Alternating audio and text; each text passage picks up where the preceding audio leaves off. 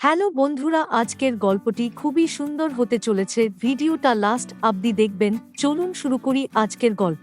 বাসর ঘরে ঢুকে পাশে বসতেই বউ আমাকে বলল, ঘড়িতে তাকিয়ে দেখুন তো কয়টা বাজে। বাসর রাতে বউয়ের এমন সাহসী প্রশ্নে কিছুটা বিচলিত হলাম। তখন ঘড়িতে তাকিয়ে দেখি রাত 12:30। আমি বউয়ের পাশে বসে আস্তে করে বললাম, শোনো, আমার এখন বিয়ে করার কোন ইচ্ছেই ছিল না। আমার বাবা মায়ের পছন্দেই তোমাকে বিয়ে করেছি, তবে আমার কারো সাথে কোন সম্পর্ক নেই। কিন্তু আমি বিয়ের জন্য মানসিকভাবে প্রস্তুত ছিলাম না। তাই আমি এখন চাইলেও এত সহজে তোমাকে বউ হিসেবে মানতে বা বউয়ের অধিকার দিতে পারবো না। কথাগুলো বলে শেষ করা মাত্রই নতুন বউ আমার পাঞ্জাবির কলারটা চেপে ধরে বলল, আমাকে কি খেলার পুতুল মনে হয় নাকি? পছন্দ হয়নি, বিয়ে করতে চাননি, এইটা আগে বলতে পারলেন না? নিজের মায়ের মন রক্ষা করতে আমার সব আশা স্বপ্নকে কেন বলিদান দিতে হবে? বিয়ে করার ইচ্ছে নেই, এইটা আমাকে আগে বললেই পারতেন, তবেই আমি আমার পক্ষ থেকে বিয়ে ভেঙে দিতাম। মায়ের প্রতি ভণ্ড ভক্তি শ্রদ্ধা দেখাতে গিয়ে আমার জীবনটা কেন এইভাবে নষ্ট করে দিলেন? আমি তো আপনার কোন ক্ষতি করিনি। এখন আমি যেভাবে বলবো সেভাবেই সব হবে, ঠিক আছে বলেই কলারটা ছেড়ে দিল। পরে আবার বলল, আচ্ছা, যা হবার তা তো হয়েই গেছে, দিতে হবে না আপনাকে বউয়ের অধিকার। যান নিচে গিয়ে ঘুমান, একদম খাটে ঘুমাতে পারবেন না বলেই আমার বালিশ পা ফ্লোরে ছুঁড়ে মারল। আমিও বাধ্য ছেলের মতো ফ্লোরেই শুয়ে পড়লাম আর মনে মনে ভাবতে লাগলাম, কেমন গুন্ডি মেয়ে রে বাবা, জীবনেও এমন মেয়ে দেখিনি। মনে তো হচ্ছে জীবন পুরাই তেজপাতা করে ছাড়বে। ফ্লোরে ঘুমই আসছে না, কখনই ফ্লোরে ঘুমাইনি,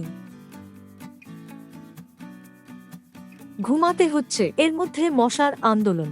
সহ্য হচ্ছে না, চোখ বন্ধ করে শুয়ে আছি, কখন জানি ঘুমটা লেগে গেছে বুঝতেই পারিনি। হঠাৎই সজাগ হয়ে দেখি আমার শরীরে কম্বল আর পাশে মশার কয়েল লাগানো। মনটাতে একটু স্বস্তি পেলাম। চোর হলেও মানুষ ভালো, মনে মায়া দয়া আছে। পরের দিন ঘুম থেকে উঠেই দেখি টেবিলে চা রাখা। চা খেয়ে ফ্রেশ হয়ে রুমে বসে ফোন টিপছিলাম, তখন তানিয়া আমার বউ এসে বলল, সেই কতক্ষণ যাবৎ খাবার নিয়ে সবাই অপেক্ষা করছে, আর আপনি ঘরে বসে আছেন কেন? এখনই নিচে চলুন। আগে বলেই আমার কানের কাছে এসে আস্তে করে বলল, নাকি খাবারটা রুমে নিয়ে আসবো? আমি তো হার্ট অ্যাটাক হতে হতে বেঁচে গেছি। আমি তো ভাবছিলাম বুঝি এইবার কলার ধরেই আমাকে খাবার টেবিলে নিবে, কিন্তু না, বউয়ের স্বর পাল্টে গেছে। তবে কি বউ আমার প্রেমে পড়ে গেল নাকি? কথাটা ভাবতে ভাবতেই বুয়ের দিকে তাকালাম। হা হয়ে তাকিয়ে আছি, বউ তো আমার হেব্বি সুন্দরী। রাতে তো ভাবছিলাম হিটলার নেই, এখন দেখি না মায়ামেই। এইবার যে আমি বুয়ের প্রেমে পড়ে গেলাম। নিজেই নিজেকে বললাম, পিন্টু, মনে হয় তুই তোর হিটলার নি বুয়ের প্রেমে পড়ে গেছিস।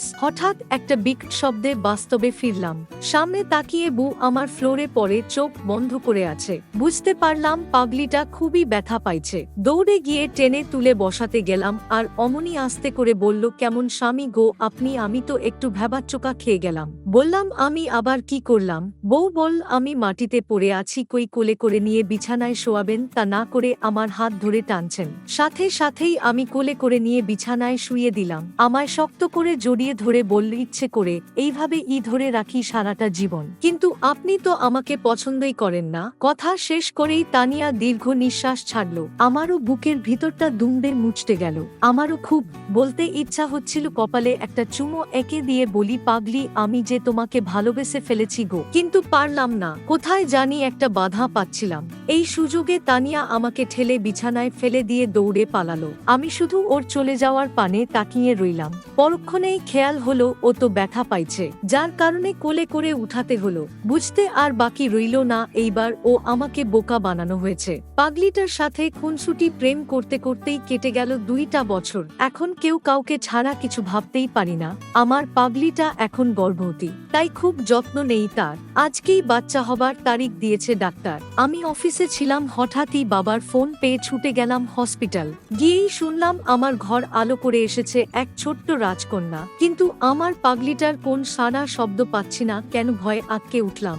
অনেকের মুখেই শুনেছি বাচ্চা জন্ম দিতে গিয়ে মারা গেছে অনেক মা, সে ভয়েই বাচ্চা নিতে চায়নি। কিন্তু ওর নাকি বাচ্চা লাগবেই। ওর ইচ্ছে পূরণ করতে গিয়েই কি তবে আর ভাবতেই পারছি না। আর একটা মিনিট নষ্ট না করে দৌড়ে গেলাম কেবিনে। গিয়ে দেখি বাচ্চাটা হাত পা নাড়িয়ে খেলছে, কিন্তু তানিয়া চোখ বন্ধ করে রাখছে। ওর নিঃশ্বাস আছে কি নাই তা দেখার মতো ধৈর্য আমার ছিল না। তাই তানিয়াকে জড়িয়ে চিৎকার দিয়ে ফেললাম। সাথে সাথেই কানের কাছে একটু ব্যথা অনুভব করলাম। পরে দেখি তানিয়া আমার আস্তে করে কানে কাম দিয়ে বলল, কি ভাবছিলা তোমাকে একা রেখে চলে যাব? আরে না গো, আমি চলে গেলে তোমাকে জ্বালাবে কে? আমিও বুকে শক্ত করে জড়িয়ে ধরে রাখলাম আর বললাম, বড্ড ভালোবাসি রে পাগলি, তোকে ছাড়বো না কখনই। গল্পটি কেমন লাগলো কমেন্ট করুন, আর যদি ভালো লেগে থাকে তাহলে লাইক দিন এবং সাবস্ক্রাইব করতে ভুলবেন না। ধন্যবাদ।